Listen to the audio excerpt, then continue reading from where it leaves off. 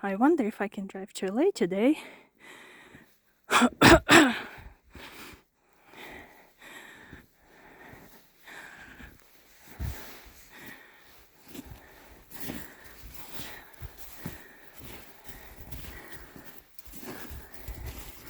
guess no.